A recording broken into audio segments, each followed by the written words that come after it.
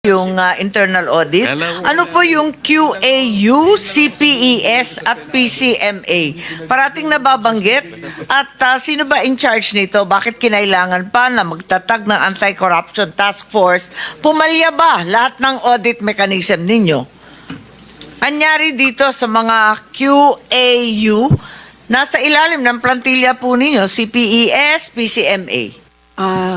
Ang QAU po ay pinamumunan po ng mga miyembro ng mga technical services, yung Bureau of Maintenance, Construction, BQS at BRS, Bureau of Design po. Sila po ay mayroong team na kini-create para mag-inspeksyon.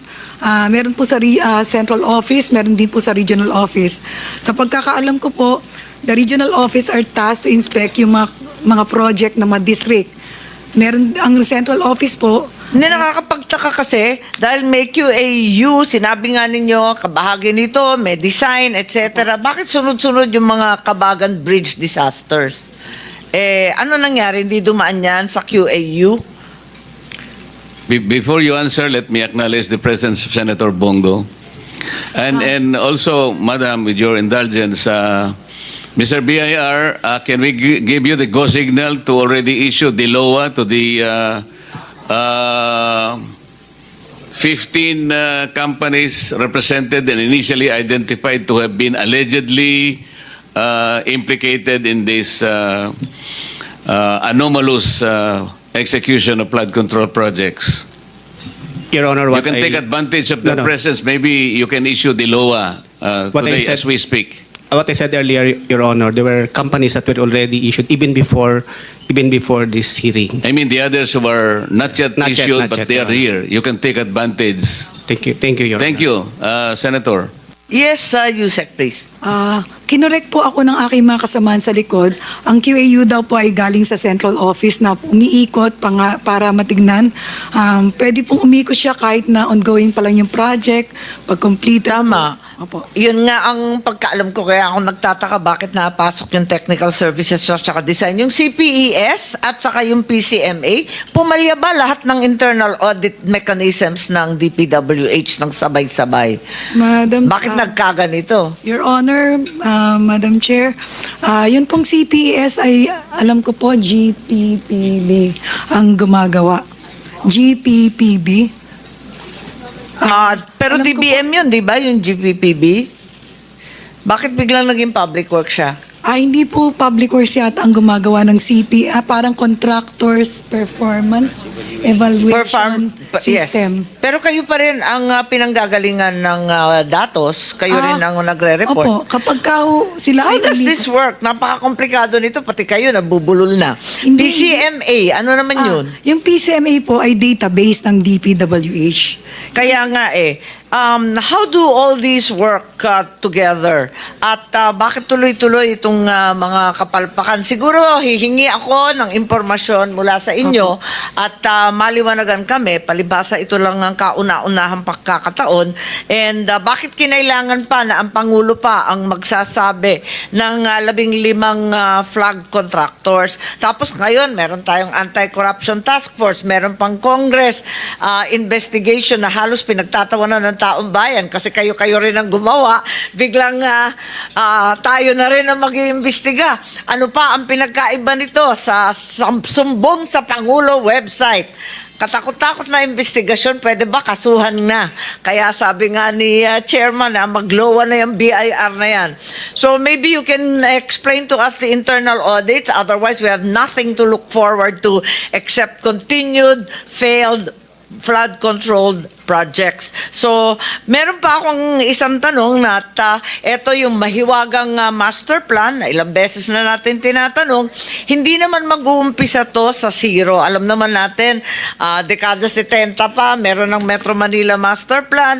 Alam naman natin, ang MMDA nandyan. Nung nakaraang hearing, yung REBCO sa DNR, nasabihan din kasi hindi naman pala sila nakikipag-coordinate na narinig rin natin na meron daw mga master plan and feasibility studies for the 21 major river basins of the country. Asa na ba tayo sa master plan? Meron pa ba tayong makukuha dyan sa archive ng DPWH kung saan ang balita, ang turnover, napakalabo? May mahihinatan ba tayong master plan sa near future? Wag naman sa napakalayo. Kasalukuyan pong ina-update ng UPMO Flood Control ang lahat ng master plan sa 18 major river basin, Mr. Yun lang? Yun pa lang? Yung river pa lamang? Kapag hindi River system po, major river system. Yun pa lang? Yun po yung ina-update. Pero yung national? Wala pong singular, sabi nga po ni former Secretary Bonoan, wala pong singular na master plan para sa buong Pilipinas dahil iba-iba po yung... Wala ba kayong, di ba dapat kayo magtatag ng komite, task force, ano man ang tawag, upang magkaroon ng integrated, comprehensive national master plan? Wala bang balak na may ganun? Paliwanag po dyan ng mga experts sa flood control. Bawat river po may kanya-kanyang hydrologic characteristic kaya hindi po ata pwedeng isang singular master plan. Kada Hindi river hindi naman natin pinag-uusapan lamang ang mga ilog. Pinag-uusapan natin ang lahat ng problema kasi ngayon hindi lang ilog ang nag-overflow kung ano-ano na nag-overflow.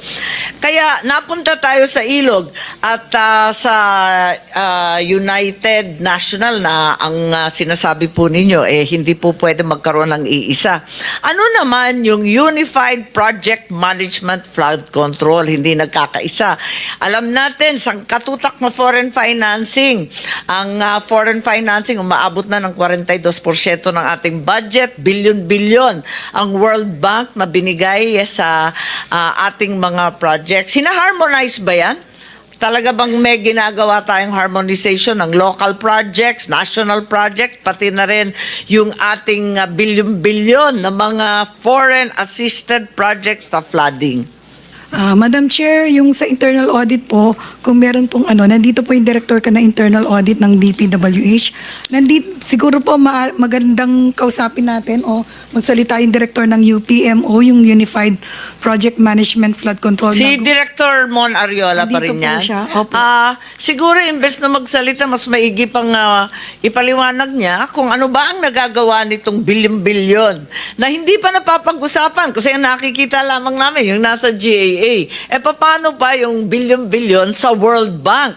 Meron pa dyan yung ODA loans. Meron pang ADB. Sang katutak yan? Saan ba napupunta yan? Siguro mag-submit muna siya. Maigi pa mon, ibigay mo na kaya yung listahan ng mga accomplishment. Kasi maraming nagtatanong na wala naman napupuntahan yan. By way of information, Chairman, may the committee request the expenditures vis-a-vis the accomplishments of the UPMO. Noted. And Senator Amy, your 5 minutes is over. Thank you very much. After that, I'd like to inquire about the unprogrammed section. Maraming salamat po. And it's the turn of our very forgiving majority leader na kanina po ay talagang nagparaya na kasi mabuti naman ang kanyang puso. Ayan. Senator Joel. Napakabait po ng chairman natin pero yung buong buhay ko dito sa Senado halos isang dekada na ngayon ko lang na-experience na pag nasa leadership ka, kailangan mong magparaya at maghintay. Thank you, Mr. Chairman.